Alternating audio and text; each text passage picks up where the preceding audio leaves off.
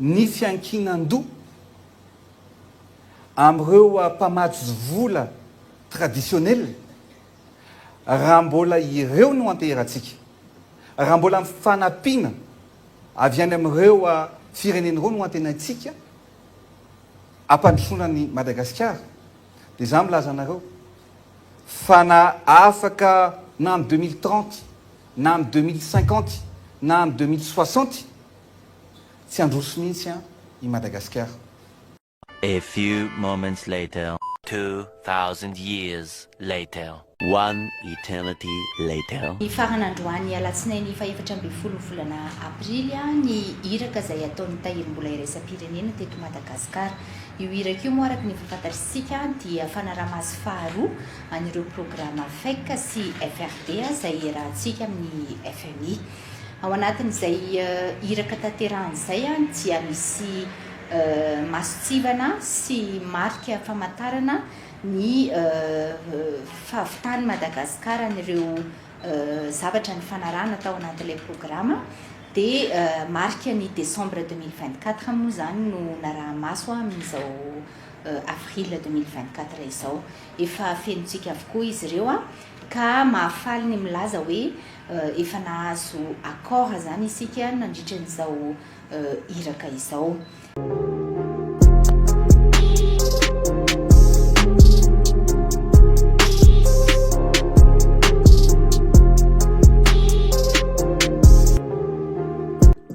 Faly miarahaba sy mitafatafa amintsika jiaby mpanaraka ny chaîne vaovao malagasy. Ny tontolo ny mahakasiky ny volam-bahoaka na volam-panjakana no fampisarana amintsika eto. Nisy video anankiroa ny hitantsika teo, fanokefitra roa samy hafa nefa mifampiakina sy mifampitohy. Raha isika voalohany zao ny fanokefitra nataon'ny filompirena Andra Joel fa satria raha ohatsy tsika miankina amin'ny reto mpamatsy vola na FMI zany dia tsy handroso na 2030 na 2080 na ovinana na 2000 hitantsika ihany koa fa traingana manko zany laingana tao an'izay ilaina ihany zany miankin-to amin'ny reto mpamatsy vola reto. Hitantsika amin'ny alalan'ny solotena mpitondra fandrakana ministre de l'économie et des finances na ministre ny toe-karena sy ny vola Rindra Simbelo fa mivory makatsy, mivory makary, mivorivory makaty nefa tsy hitantsika hoe makaiza ny volam-panjakana ny volam-bahoaka izay. Mampametram-panontaniana zany ho antsika rehetrarehetra raha tsika tia tanindrazana hoe aoka zavana amintsika eto fa ny volam-bahoaka dia volam-panjakana, ny vahoaka dia fanjakana fa tsy vola ny mpitondra fanjakana. Aoka hazavana hatsipitsipizika eto fa ny volam-bahoaka dia volam-panjakana fa tsy vola ny reto mpitondra fanjakana reto. Io manko zavatra rehetrarehetra tsy maintsy mandeha amin'ny kitapo bolam-panjakana na mandeha aty amin'ny fanjakana foibe ka tokony sarotintsika rehetrarehetra amin'izao fotoana izao manko maneho hevitra ny Faneri Soeronef sy Kéron Idéalson. Raha isika zao ny faneho hevitra nataon'ny Faneri Soeronef détournement des deniers publics no anaran'izao mahan'izao hoe SA zany daholo ve ny olona mahay mamaky teny. Ny SA des sociétés anonymes na société privée ka amin'ny fomba ahoana no hoe société privée no mitondra anarany hoe fonds souverain SA no nomena ny volam-panjakana izany hoe narotsaka ho an'ny état malagasy. Zao no atao hoe fanodikodihana hitam-maso hitam-pirenena. Ramatoa Rindra Simbelo ministry ny vola amin'ny fomba ahoana no anekena hoe volam-panjakana no lasa any amin'ny société privée. Sa ianao koa ve complice sa mody fanina sa tsy hainao hoe trésor public zany anaran'ny caisse de l'État zany faneho hevitra nataon'ny Faneri Soeronef. Etsy andaniny kosa nefa maneho hevitra ihany koa mahakasiky ny raharaham-pirenena sy raharaham-bola volam-panjakana sy volam-bahoaka izay solombavam-bahoaka teo aloha Kéron Idéalson. Ndao raha itsika vetivety zany faneho hevitra nataon'ny solombavam-bahoaka Kéron Idéalson mahakasiky ny volam-bahoaka sy volam-panjakana izay. Mpitondra fanjakana ty le milaza hoe isy vola hidra nisy note nalain'ny ministra ny fitantanam-bola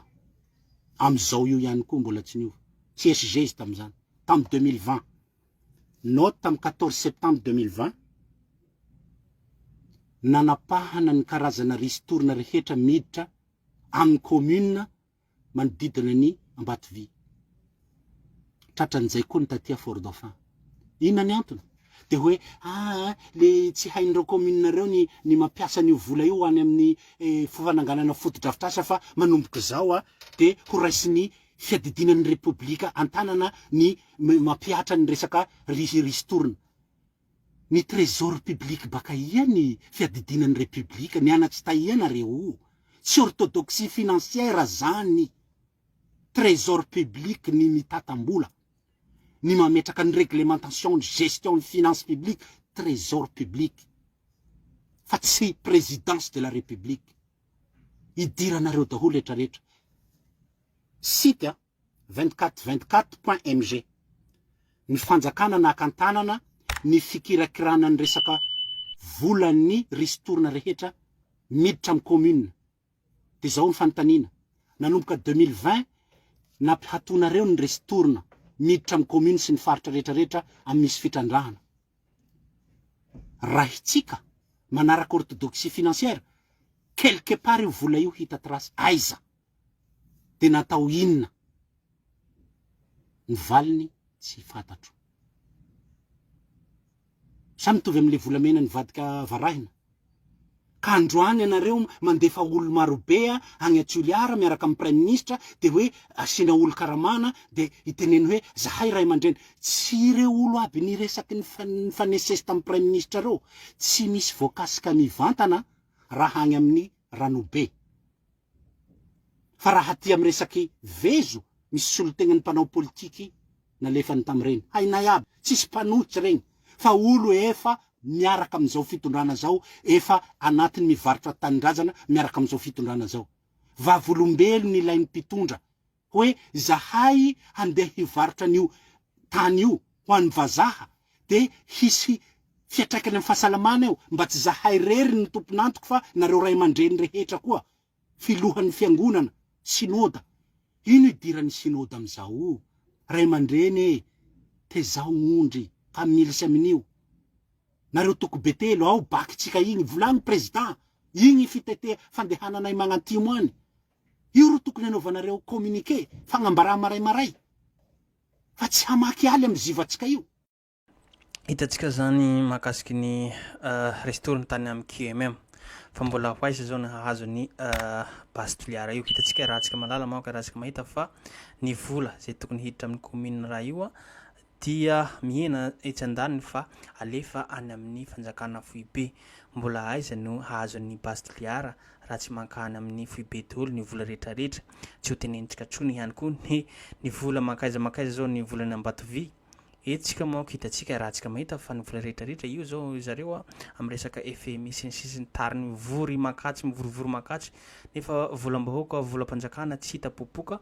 mitrosa mibabitrosa zany voaka malagasy ny ankehitriny eo ny babena trosa eo ihany koa ny vola zay fitrandrahana ry mbola ry zareo ihany koa no mitazona sy mitantana anazy rehetrarehetra izay ho ankaiza atsika voaka malagasy rehetrarehetra antsika eto dia manentana foana fa rehefa tsy mitsangana atsika sanatren'ny vava sanatren'ny lela karazana hoe kilemaina ve tsika ty raha tsy mitsangana eto koa izay ihany koa nafongonzarena atsika eto place toko vavy azadino atrano ny abonena manao zay na manao commentaire fa atsika matsaratsara zavatra zay andao raha atsika ihany koa fa nikefitra nataon'ny ministre ny toekarena sy ny vola Rindra Asimbelo makasiky ny fivoriana makatsy makary izay ny faran'androany alatsinainy faefatra amby folo volana aprily ny iraka izay ataon'ny tahirim-bola iraisam-pirenena teto Madagasikara io iraka io moa araka ny fafantarisika dia fanaraha-maso faharoa an'ireo programa FEC sy FRD izay rahantsika amin'ny FMI ao anatin'izay iraka tanteran'izay dia misy masotsivana sy marika famantarana ny fahavitany Madagasikara n'ireo zavatra ny fanarahana tao anatin'ilay programa dia marika ny décembre 2024 moa zany no naraha-maso amin'izao avril 2024 izao efa fenotsika avokoa izy ireo ka mahafaly ny milaza hoe efa nahazo accord zany isika nandritra n'izao iraka izao lay accord eto moa dia antsoina hoe staff level agreement zany hoe fa mifanaraka zany rotota amin'ny zavatra rehetra ao anatin'ny fanaraha-maso natao ny sisendrasana zany dia ny fandefasana ny antota taratasitsika any amin'ny filakevim-pitantanany FMI misy antota taratasy anankitelo mbola ho ampiarahana amin'ireo taratasy any amin'ny filakevim-pitantanany FMI ireo fa efa mifanaraka ihany koa izahay hoe inona no ao anatin'ireo antota taratasy ireo ka azo lazaina hoe tsy misy tsony zany alohany a ny olana sy ny mety ho azo lazaina hoe toy an'ity iraka ity a amin'ny ampitain-davitra toy ny mahazatra. Teo amin'ny roa taona teo zay tsika rehefa tapitra ny iraky ny FMI a dia mbola manohy amin'ny ady hevitra ampitain-davitra isika fa tamin'ny tindry amin'ny toraka ity kosa avy hatrany teny Katona androany a ny ady hevitra efa mifanaraka tamin'ireo teboka rehetra ny rotota ary alefa miandalana ny atota taratasy mbola amin'ny volana jiona moa no eritreretina anaovana izay filakevim-pitantanana izay ka mbola manana hatramin'ny volana jiona zany tsika andefasana an'ireo atota taratasy izay efa ny fanarahana ihany.